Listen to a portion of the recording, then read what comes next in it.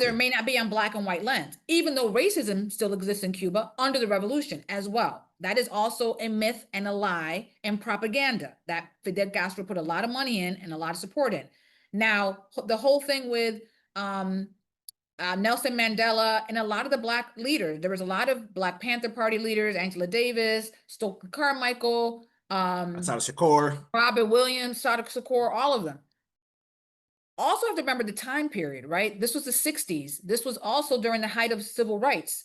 Sometimes I feel like the discourse on civil rights trumps the discourse on kind of the Cuban experience under communism because the US is a larger power. The US is a global force, where Cuba is this tiny little island that no one gives a shit about. Sorry that I cursed. In general, people don't really give a shit about Cuba. Like, it's just a little island. Like, it doesn't have any power. It's an island. It's in the Caribbean. It's like a brown and black country. Like, people in general don't care too much about Cuba. Cuba doesn't have any power, but it does have power in the imagination. In the black imagination, Cuba is this, like, revolutionary space. But I would urge people, especially those who do work in resistance and like this idea of Pan-Africanism. I don't believe in Pan-Africanism. In 2025, I don't believe in Pan-Africanism. I don't believe in Black solidarity globally anymore because of 2021, because I saw what happened to Afro-Cubans, because I saw how BLM sided with the regime, because right now, when you think about racial justice, no one ever talks about racial justice in Cuba. Only Cubans do.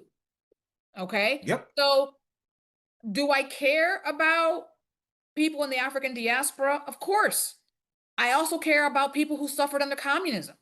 I also care about injustice when it's not related to race, and it's also related to race. I care about both things. Both things can be true.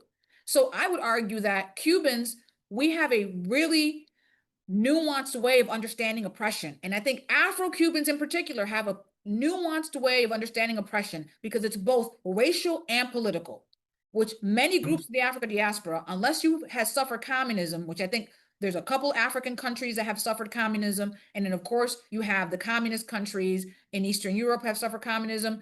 And then you have Latin America, and of course, you have Venezuela. These are the people, those are people who I think that have a very similar understanding of the clause of communism and the clause of issues of ethnic erasure and identity that are also tied to race and racism.